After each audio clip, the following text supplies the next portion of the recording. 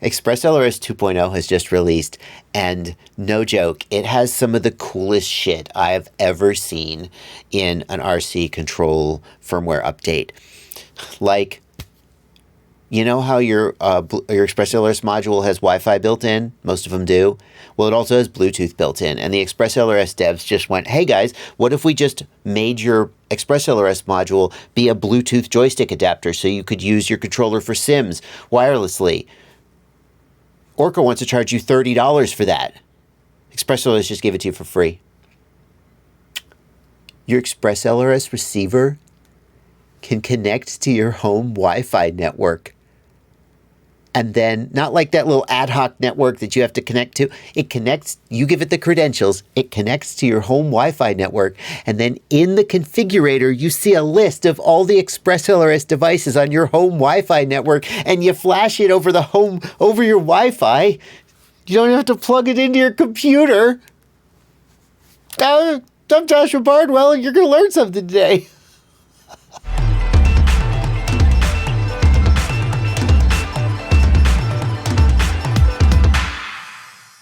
These are the official release notes for ExpressLRS 2.0, and as usual, I will put a link to them down in the video description. And if you just want to sort of read through this stuff, and there are a couple caveats here, like with ExpressLRS 2.0, you must have arming be high on aux1, whereas previously you only had to have arming on aux1, but it could be either high or low. It was up to you. On ExpressLRS 2.0, armed must be high and disarmed must be low on aux1. And for reasons aren't too important right now, but you may need to change that if, like me, you have armed as low. There's stuff there you may want to read. I'm just going to go through and take you through the highlights. And boy, there are some highlights here. And the first one I want to call your attention to is this new Home Wi-Fi SSID and Home Wi-Fi password option.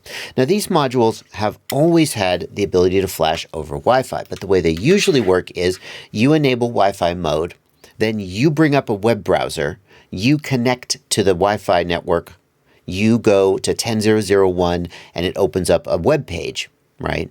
Or if you connect to that Wi-Fi, you sometimes can flash via Wi-Fi, and your machine will try and connect and do it all bypassing the web browser. But the key thing is that it's always been done by a Wi-Fi network created by the module or created by the receiver, and that's a little bit cumbersome. I've got Wi-Fi in my house.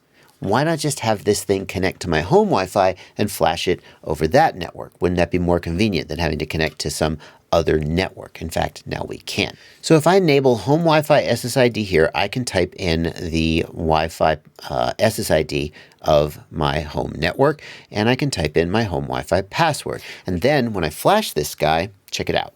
Now that the flash is done, let's stick this in my radio, and I am also going to need to download the new Lua script. There is a new Lua script for 2.x, and if you previously downloaded a Lua script during the release candidate or nightly builds, you're going to need to get the official release one. I don't know what the difference is, but the release notes say that you should re-download it. So let me go ahead and grab that and save that, and we'll power up my radio.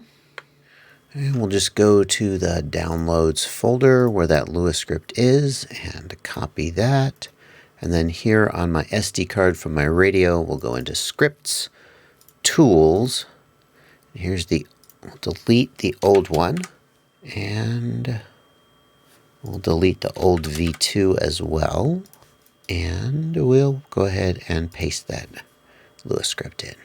So here in the Lua script, I'm going to go down to Wi-Fi connectivity, and I'm going to enable Wi-Fi on the module, and press OK to confirm.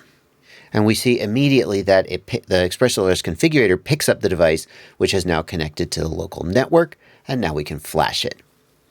Now, the other cool thing that happens here is if I just hit select, it will automatically detect the category and device. It'll automatically detect what type of hardware this is and select the correct target. And that is so cool. This is one of those small annoyances, at least for me, where I have a whole bunch of different hardware. I guess that may not be true for everybody. And it's a little like, oh, which hardware is this, right? It's just a small thing. And it's nice that that has been automatically handled for you. I'm not sure why it doesn't work over UART or pass-through, but it is nice that you do it over Wi-Fi.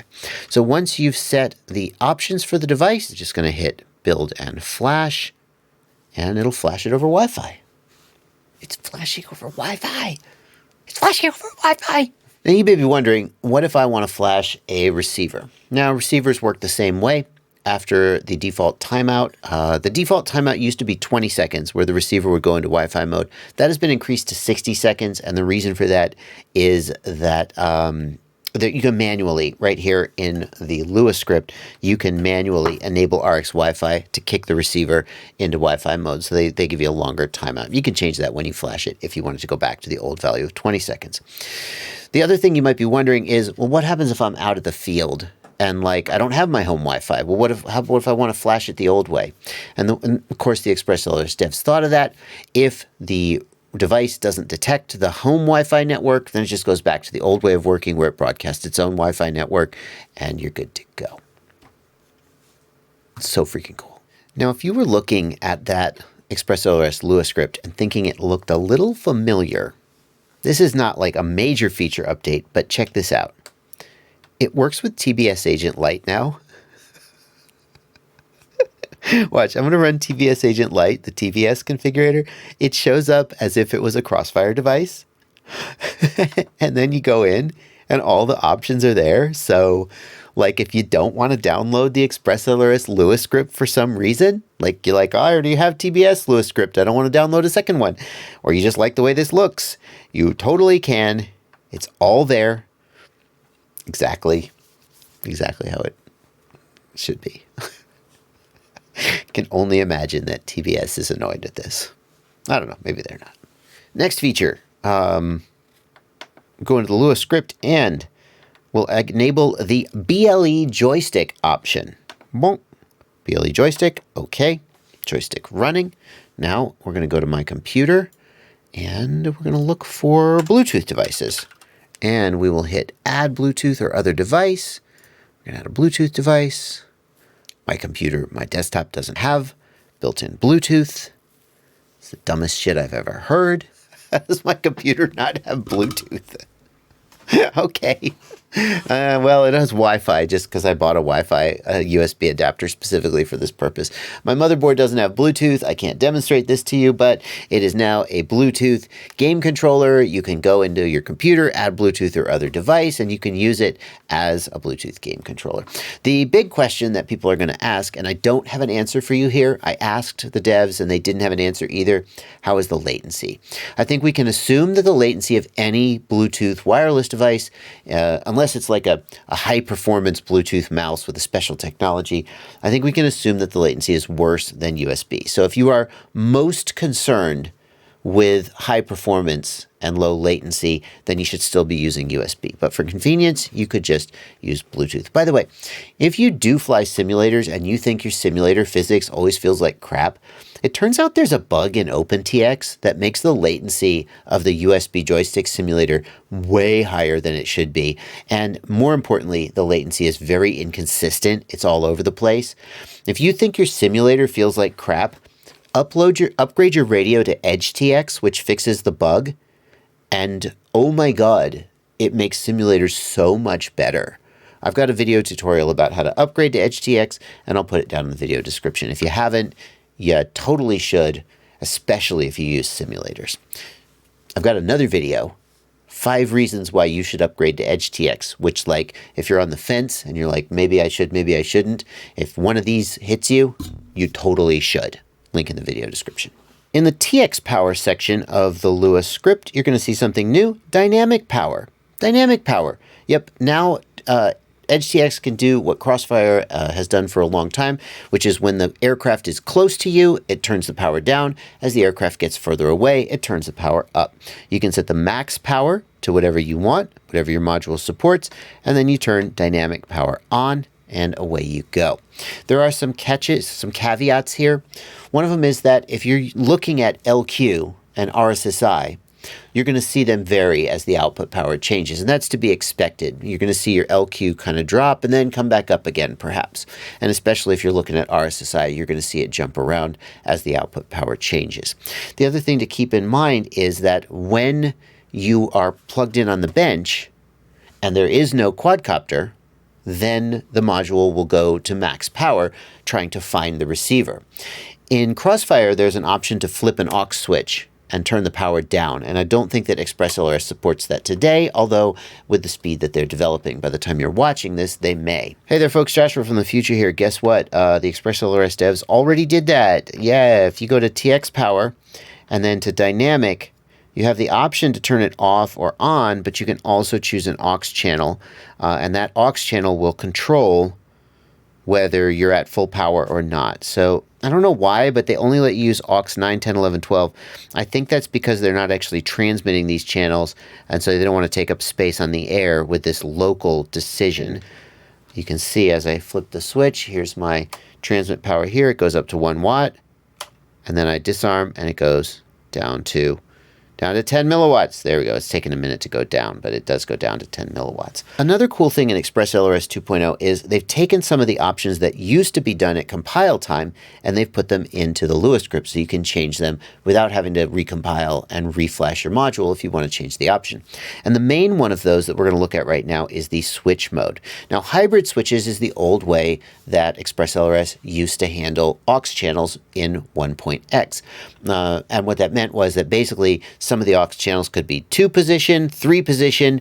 I think you could have up to 16 position. I never memorized all the numbers, but you couldn't have actual proper aux channels with like full resolution.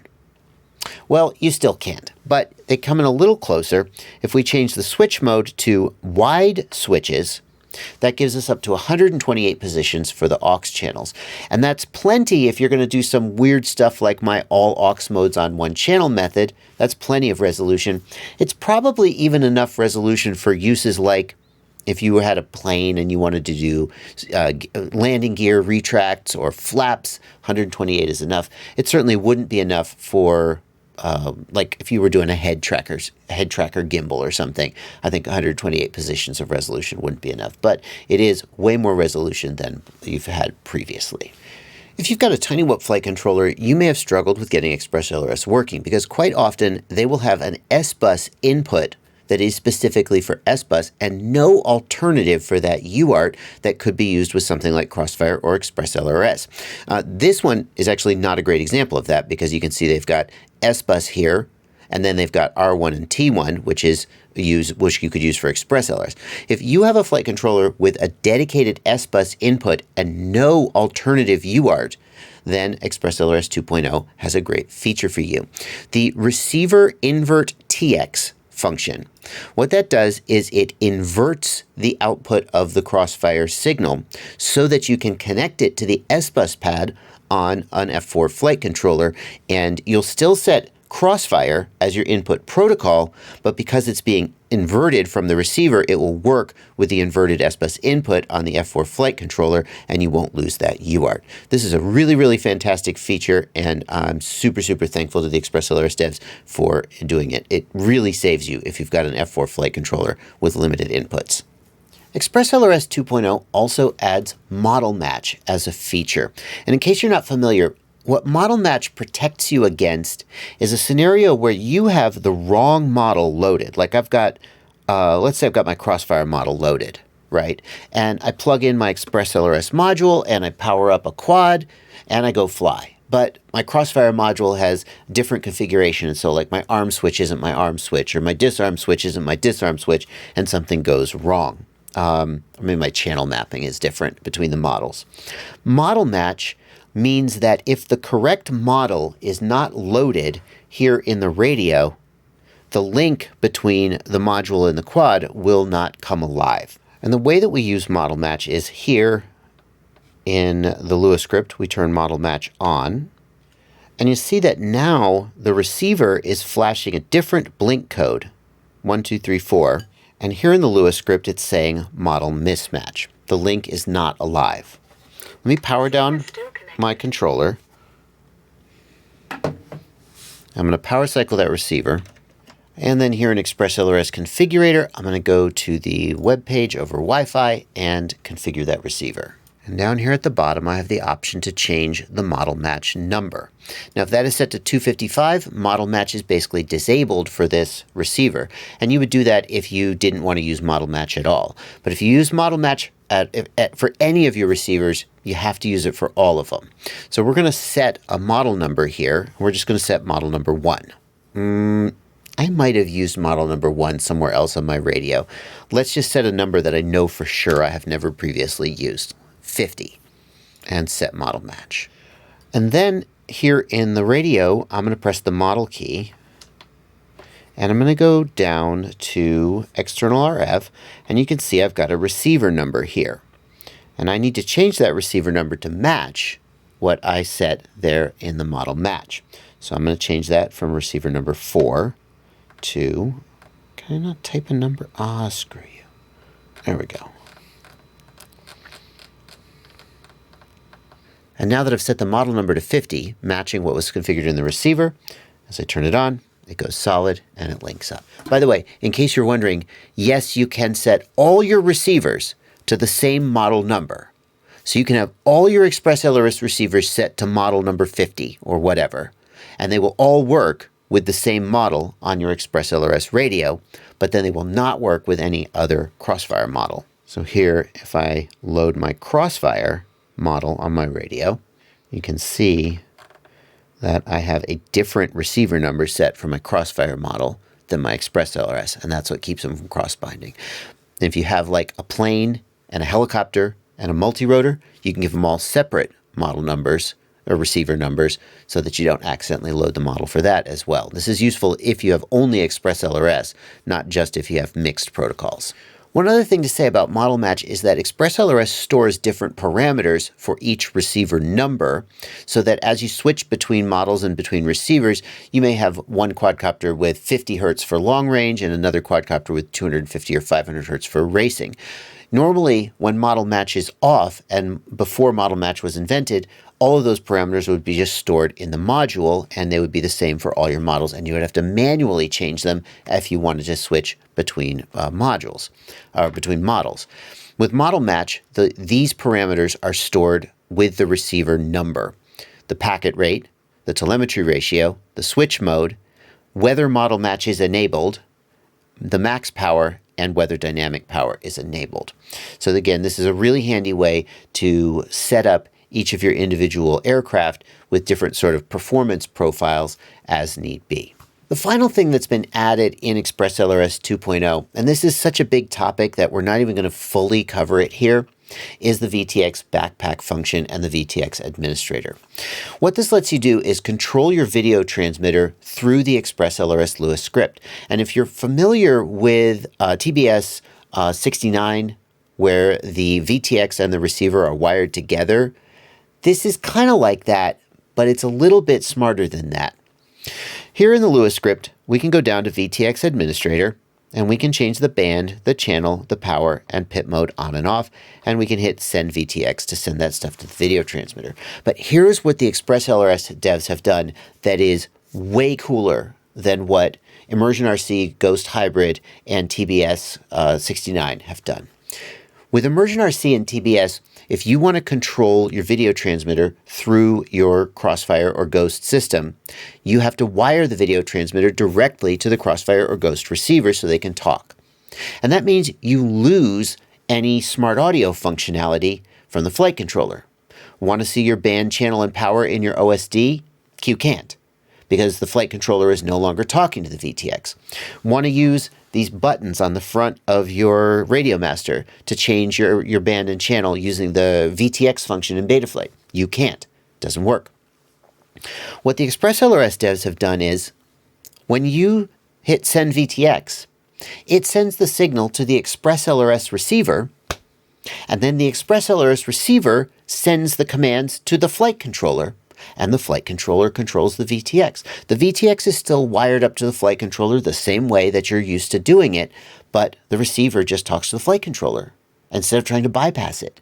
And that means that you get all of the smart audio functionality that you're used to, but in addition, you can go ahead and control your VTX through this Lua script or through the ExpressLRS system if you prefer to do it. And that's really freaking cool. There's so much stuff here. Improved sync behavior, that's pretty much going to be behind the scenes, basically more likely to keep the link if the link drops temporarily. Telemetry improvements, it automatically changes the telemetry ratio if you're using the Betaflight Lua script or something like that. That's nice, keep those scripts running smoothly. OLED support is kind of preliminary. A lot of modules don't even have OLEDs. You know, this stuff is all in the release notes, and you can certainly read it, and you certainly should.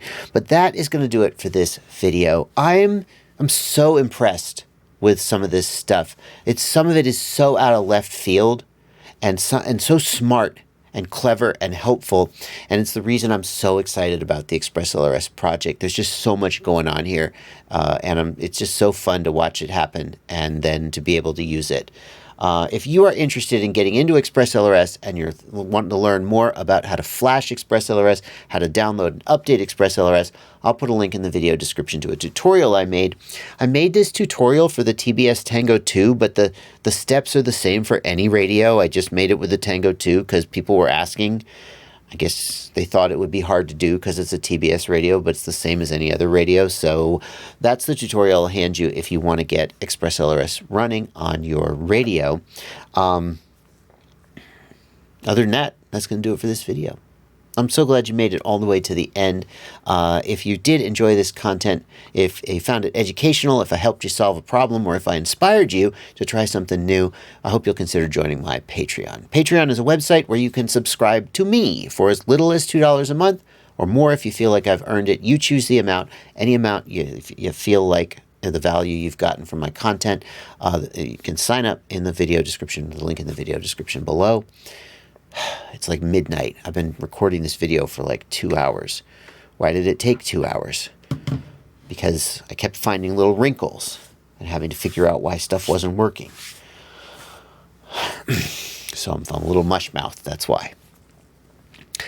If today's not the day where you feel like I've earned your support, that's fine. I give away all my content for free, and I hope that someday you'll come to that point, and when that day comes, you know where the link is. That's going to do it for this video. Thank you for watching, and happy flying.